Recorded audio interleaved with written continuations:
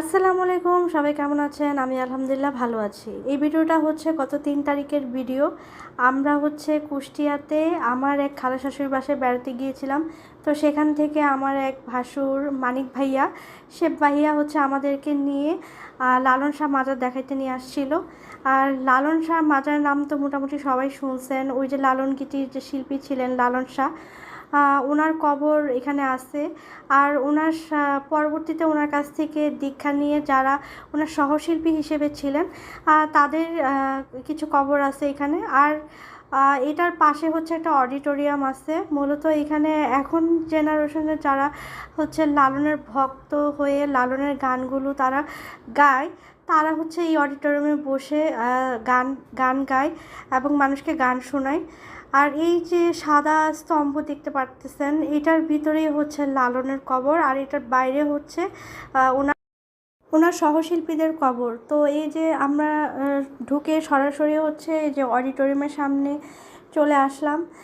আর এইখানে এই যে বললাম যে সহশিল্পীদের কবর, এই যে সেই কবরটা, এই যে দেখেন এখানে কিছু কবর আছে, এইগুলাই হচ্ছে সেই তার সহশিল্পীদের কবর। আর সোজা চলে গেলে ওইটার ভিতরে হচ্ছে শিল্পী লালন শাহর কবর। যদিও আমার হচ্ছে মাজারের ভিতরে যাওয়ার বিন্দুমাত্র ইচ্ছা ছিল না, কিন্তু জাস্ট আপনাদেরকে দেখানোর জন্য আমি এখানে আসলাম। লালনের মাজারে ঢুকতে যদিও কোনো টাকা লাগে না, তবে এখানে একটা ছোট্ট মিউজিয়াম আছে, যে এই মিউজিয়ামে ঢুকতে হলে আপনাকে 10 টাকা টিকিট কেটে তারপর ঢুকতে হবে। এখন বলি যে মিউজিয়ামের ভিতরে কী আছে।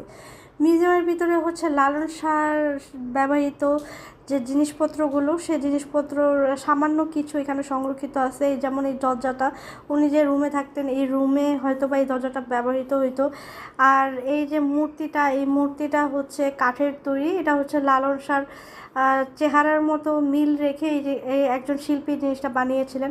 আর এই হাঁড়িটা যে কেন ব্যবহৃত হতো সেটা এখানে লেখা ছিল, কিন্তু আমার এই মুহূর্তে এই জিনিসটা মনে পড়তেছে না।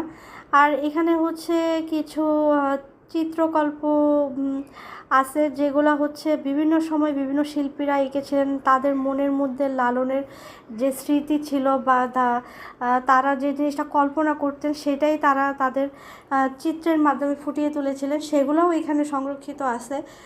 আর হচ্ছে লালনের ব্যবহৃত ব্যক্তিগত কিছু জিনিস আছে যেগুলো লালন ব্যবহৃত করতেন।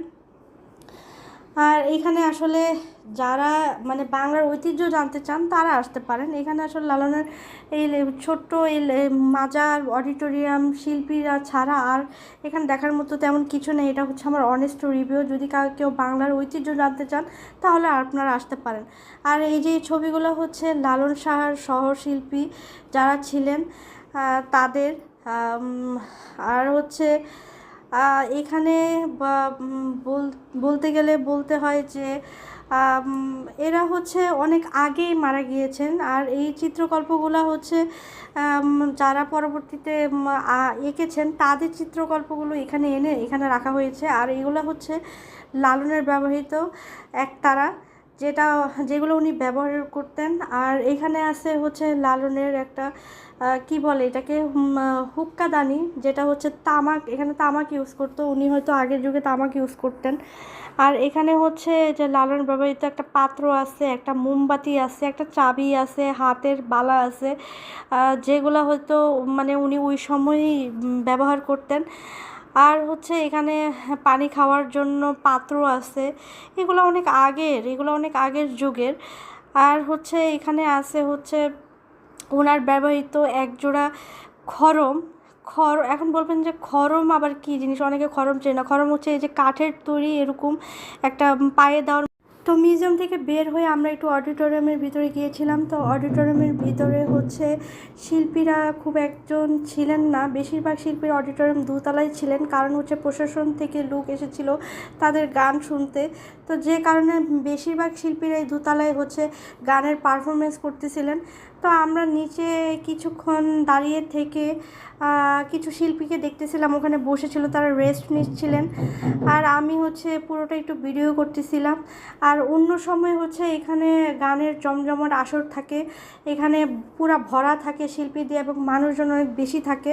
তো সেই তুলনায় এখানে নাকি মানুষ অনেক কম, মানে এইবার হচ্ছে মানুষ অনেক কম, যেটা হচ্ছে মানিক ভাইয়া বললেন। আর তারপর হচ্ছে আমরা এদিক দিয়ে হেঁটে বের হয়ে চলে যাচ্ছিলাম।